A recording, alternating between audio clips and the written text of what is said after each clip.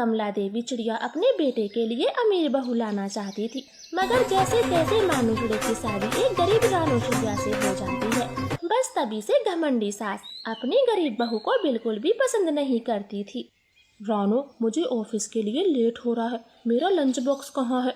मानू जी बस 10 मिनट रुक जाएं, मैं अभी लाती हूँ। अब इस महारानी से टाइम पर खाना भी नहीं बनाया जाता, घर के काम के लिए नौकरानी रखनी पड़ेगी। क्यों करमजली? नहीं नहीं माँ जी, मैं सारे काम कर तो रही हूँ, फिर नौकरानी की क्या जरूरत। तो जाना, यहाँ क्यों खड़ी है? मेरे बेटे को लेट हो रहा है। फिर रानो जल्दी जल्दी खाना पैक करती है और मानुचड़े को दे देती। मानुचड़ा घर से चला जाता है, रानो अपने कामों में व्यस्त हो जाती। ऐसे ही समय बीत रहा था। फिर एक दिन रानो की तबीयत खराब हो जाती है। क्यों री महारानी, सुबह के 10 बजने वाले हैं और तो बिस्तर में लेटी हुई है, कुछ शर्म हया है या नहीं? माँ जी मेरी तबीयत ठीक नहीं है, बिस्तर से उठने की जरा भी हिम्मत नहीं, मैं क्या करूँ? हाँ, मैं सब जानती हूँ, काम ना करने का बहाना है तेरा। चलो अब खड़ी हो और काम कर, तेरा बाप नहीं आएगा काम करने, सब तुझे ही करना पड़ेगा। मम्मा सास की कड़क आवाज सुनकर रानो चिड़िया डर जाती है और धीरे धीरे खड़ी होती। वो बर्तन साफ करने के लिए नलके पर जाती है, मगर वो चक्कर खाकर वहीं गिर जाती। मानो उसे डॉक्टर के पास ले जाता है। बधाई हो, रानो माँ बनने वाली है, मगर रानो को बेड रेस्ट पर रहना होगा, तभी ये एक स्वस्थ अंडे को जन्म दे सकेगी। मानुचड़ा रानो चिड़िया को घर ले आता है और सारी बात मम्मा को बताता है। माँ, काम के लिए किसी नौकरानी को रख लेते हैं, अब रानो को आराम की जरूरत है। अरे रे बेटा, अभी मेरी पंखों में बहुत जान है, घर का काम तो मैं यूं कर लूंगी। रानो बहू, तू खूब आराम करना और किसी भी चीज की जरूरत पड़े तो मुझे आवाज लगाना, मैं भागी आऊंगी, ठीक है ना? जी माँ जी, ठीक है। रानो मन ही मन बहुत खुश होती है, क्योंकि पहली बार मम्मा सास ने उससे प्यार से बातें की थी। माँ जी बुरी नहीं है, वो बस बाहर से कठोर है। दादी बनने की खुशी में सब भूल गई, कितनी खुश लग रही है। ऐसे रानो के कुछ दिन अच्छे से बीत जाते हैं। फिर एक दिन मानुचड़ा काम के सिलसिले से बाहर जाता है। माँ, मैं 15 दिन के लिए शहर जा रहा हूँ, अपना और रानो का ध्यान रखना। हाँ बेटी, तू चिंता मत कर, मैं यहाँ सब संभाल लूंगी। फिर मानुचड़ा अपना बैग उठाता है और शहर के लिए रवाना होता। मम्मा सास के तो रंग ढंग पहले जैसे हो जाते हैं, वो रानो को फूटी आंख नहीं देखती। चल रही महारानी, बहुत कर लिया आराम, अब से घर के सारे काम तू करेगी और मैं आराम करूंगी, मेरी रेल बना रखी है। माँ जी आपको पता है ना, मैंने काम किया तो मेरे अंडे पर बुरा असर पड़ेगा। हाँ, मुझे सब पता है, ये आजकल के ड्रामे हैं, काम करने से तो सेहत ठीक रहती है। अब चुपचाप से काम कर, वरना याद है ना मेरी लाठी, एक लगाऊंगी तो आगे आगे काम करेगी। रानो तो डर के मारे चुपचाप से काम करने लगती। रानो चूल्हे पर खाना बनाती है, वो कपड़े धोती है और बर्तन साफ करती है। वो बहुत थक गई थी। माँ जी तो बहुत बुरी है, आज तक बस अच्छे बनने का दिखावा कर रही थी। मानो जी आप जल्दी से घर आ जाएं, मैं माँ जी का अत्याचार और नहीं सह पाऊंगी। ऐसे दुखी मन से रानो घर के सारे काम करती और अपने पति को याद करके रोने लगती। इसी तरह से उनके दिन बीत रहे थे और उसकी हालत भी खराब हो रही थी। मम्मा सास तो डॉक्टर को भी नहीं बुलाती। रानो परेशान हो जाती है। माँ जी डॉक्टर को बुला दो, मेरे पेट में बहुत दर्द है। अरे बहू, थोड़ा सा ही तो दर्द है, अपने आप ठीक हो जाएगा, डॉक्टर को क्यों पैसे देने, मैं कुछ काम से बाहर जा रही हूँ, 1 घंटे में वापस आ जाऊंगी। इतना बोलकर मम्मा सास घर से बाहर चली जाती है। तभी गौरी कव्वी पड़ोसन उनके घर आ जाती है। रानो तो बेहोश पड़ी थी, वो उसे भागकर डॉक्टर के पास ले जाती है। डॉक्टर जी, क्या हुआ है रानो को, वो और उसका अंडा ठीक तो है ना? रानो का अंडा पेट में ही मर गया और वो अब कभी मां नहीं बन सकेगी, और ये सब लापरवाही के कारण हुआ है, मैंने पहले इसके पति को समझाया था। ये बात सुनकर रानो तो फूट फूट कर रोती है। थोड़ी देर में उसकी सास भी वहाँ आ जाती है। माँ जी अब तो आपके कलेजे को शांति पड़ गई होगी, क्योंकि मैं तो बांझ बन गई हूँ। बहू मुझे माफ कर दे, मैंने ये सब नहीं सोचा था। आंटी जी अब माफी मांगने से क्या फायदा, रानो तो हमेशा के लिए बांझ बन गई है, और देखना सबसे ज्यादा ताने तुम्हें सुनाओगी। ऐसे रानो चिड़िया की सारी खुशी छिन जाती है। मानो चिड़ा भी घर आता है। सब खराब हो गया, मेरी नौकरी, पैसा सब लुट गया, मैं क्या करूं? क्या हुआ मानो जी? रानो मुझे नौकरी से निकाल दिया। मैं एक डील करने शहर गया था, वहाँ मेरा बैग चोरी हो गया। कोई बात नहीं मानो जी, आप कोई दूसरी नौकरी ढूंढ लेना। रानो तुम ठीक तो हो ना? फिर रानो रोते हुए मानो चिड़े को सारी कहानी बताती है। अफसोस और दुख के सिवाय मानो चिड़ा भी कुछ नहीं कर पाता। अब उनके दिन धीरे धीरे गरीबी भरे आ जाते हैं। मानो चिड़े को कोई काम नहीं मिलता, उनके घर में खाने को भी कुछ नहीं था। और तब उनके दरवाजे पर एक भिखारी पक्षी आता है। मैं 3 दिनों से भूखा हूँ, थोड़ा खाना दे दे, ऊपर वाला भला करेगा। जा बाबा, हमारे घर में कुछ भी नहीं है, तू कहीं और से मांग।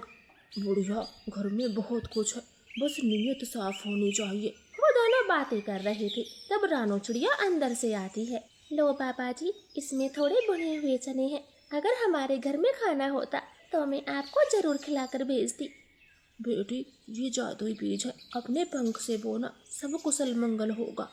ऐसे आशीर्वाद देते हुए बाबा वहाँ से चला जाता है। रानो उन बीजों को अपने आंगन में बो देती है और पानी डालती है। वो अगली सुबह देखती तो चौंक जाती, क्योंकि वहाँ एक बड़ी अंगूर की बेल थी और सोने के अंगूर लगे थे। बहू बेटा, जल्दी बाहर आओ, ये तो कमाल हो गया, हमारे घर में सोने के अंगूर लगे हैं। माँ जी, ये सब बाबा जी का आशीर्वाद है। फिर मानो सोने के अंगूरों को बेच आता है, खाने के लिए ढेर सारा सामान लाता और ऐसे उनकी गरीबी दूर हो जाती है। कुछ दिनों बाद वही बाबा उनके घर आता है। बेटी, अब तो घर में सब कुछ है, फिर भी उदास क्यों हो? बाबा जी, ये उदास होना मेरी किस्मत में लिखा है, मैं कभी माँ नहीं बन पाऊंगी। बेटी, बाबा का आशीर्वाद है, तुम बहुत जल्द माँ बनोगी।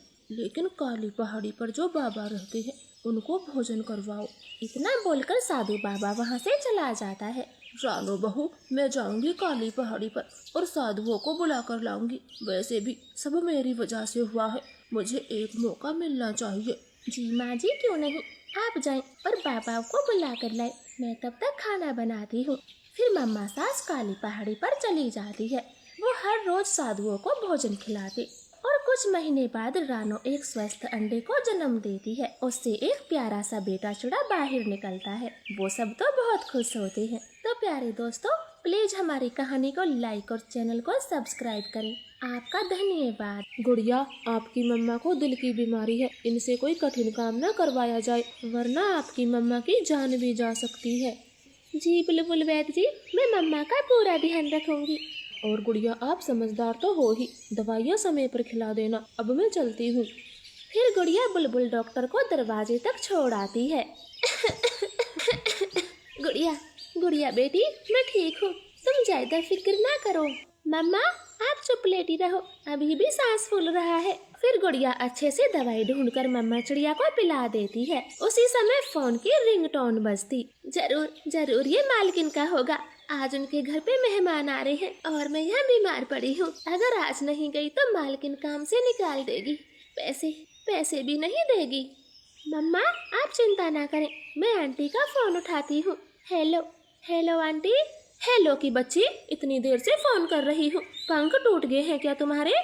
नहीं मालकिन आंटी, आज मम्मा की तबीयत बहुत खराब है, अब वो काम पर नहीं आ सकती, मगर मैं काम करने को तैयार हूँ, घर के सारे काम कर लेती हूँ। मुझे काम से मतलब है, तू कर या तेरी माँ, बस अब जल्दी से आ जा। ऐसे चिड़िया की मालकिन फोन काट देती है। गुड़िया तैयार हो जाती है। अच्छा माँ, अब मैं चलती हूँ।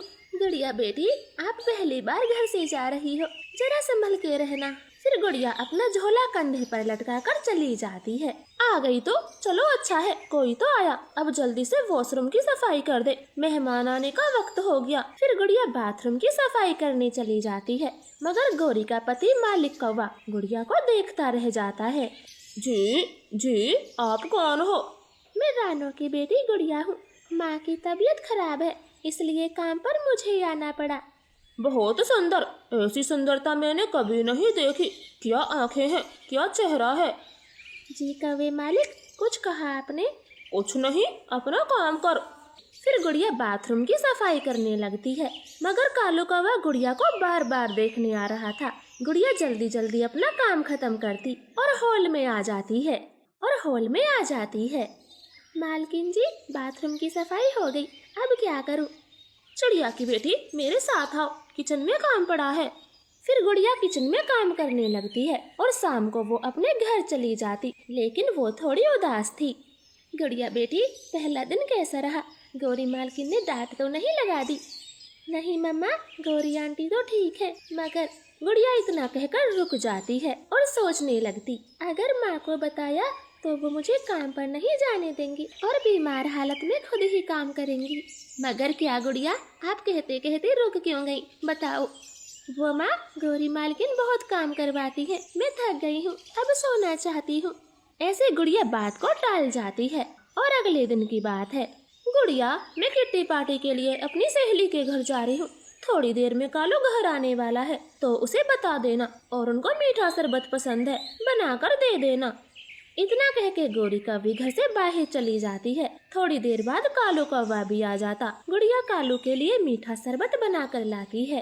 मालिक जी, ये ले आपका मीठा शरबत, गौरी आंटी बोल कर गई थी। दो, तुम्हारे पंख का मीठा शरबत पीकर तो मजा ही आ जाएगा, लाओ लाओ, जल्दी लाओ। गुड़िया गिलास कालू को थमा देती है और वहाँ से रसोई में चली जाती है, मगर कालू कौवा उसके पीछे पीछे आ जाता है। मालिक आप, मैं गिलास को ले आती। गौरी कहाँ गई है?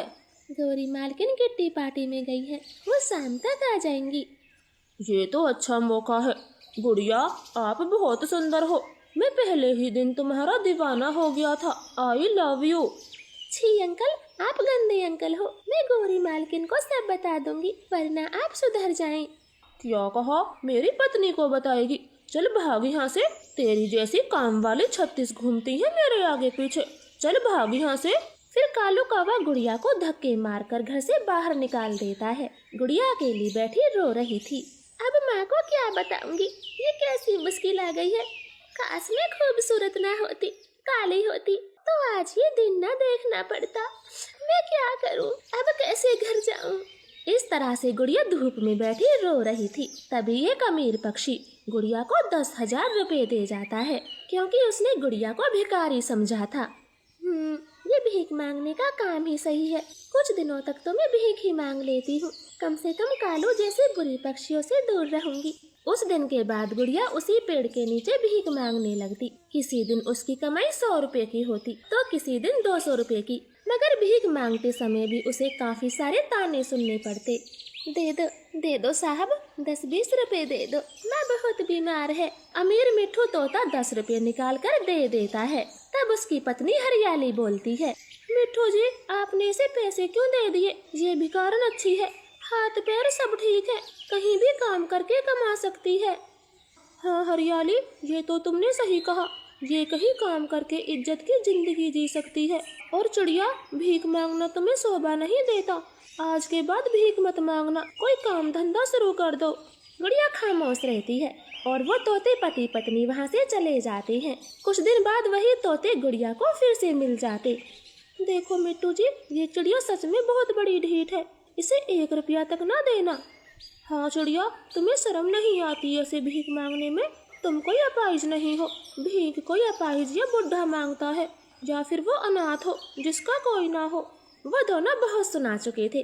गुड़िया का सब्र टूट जाता है। आपने बहुत बोल दिया, मगर ये काम मेरे पहले वाले काम से ज्यादा बेहतर है। मैं भी मेहनत से काम करने ही जाती थी, मगर एक कालू कौवा मुझे गंदी नजरों से देखता था, और जब मैंने उसे मना किया तो धक्के मारकर मुझे काम से निकाल दिया। और मुझे अपनी बीमार माँ के लिए भीख मांगना भी मंजूर है, तो मैं वही कर रही हूँ। चिड़िया बेटा, हमें माफ करना, अनजाने में आपको क्या कुछ न बोल दिया। हाँ बेटी, माफ कर दे, हमसे गलती हो गई। वैसे आपको खाना बनाना आता है क्या? हाँ आंटी, मैं सब खाना बनाना जानती हूँ, मुझे अच्छे से आता है। मिठू जी, इसको हम 10,000 रुपए दे देते हैं और ये अपना चाय समोसे का ठेला खोल लेगी। क्यों चिड़िया, करोगी ना मेहनत? हाँ आंटी जी, आपकी बड़ी मेहरबानी होगी। फिर मिठू तोता 10,000 रुपए गुड़िया को दे देता है और उसके चाय का ठेला भी खुलवाता। आए 5 रुपए की गरम गरम चाय समोसा खाएं। आए 5 रुपए की चाय और 10 रुपए का समोसा खाएं, गरम गरम समोसे खाएं। वाह वाह, 5 रुपए की चाय और 10 रुपए का समोसा मिल रहा है, जल्दी से मुझे एक समोसा खिला दे और मुझे हरी चटनी से 2 समोसे दे दे, चाय नहीं पीती मैं। गुड़िया एक समोसा कबूतर को देती है और 2 समोसे उस चिड़िया को। वो तो समोसे खाते ही रह जाते हैं। 10 रुपए में इतना स्वादिष्ट समोसा, मेरे 5 समोसे पैक कर दो। ऐसे गुड़िया का ठेला बहुत अच्छा चलता है। वो कुछ ही दिनों में 1 लाख रुपए जमा कर लेती है और अपनी माँ का एक बड़े अस्पताल में इलाज करवाती है। अब मम्मा चिड़िया बिल्कुल ठीक हो जाती है और गुड़िया के साथ मिट्टू हरियाली का धन्यवाद करने जाती। तो प्यारे दोस्तों, प्लीज हमारी कहानी को लाइक और चैनल को सब्सक्राइब करें। आपका धन्यवाद।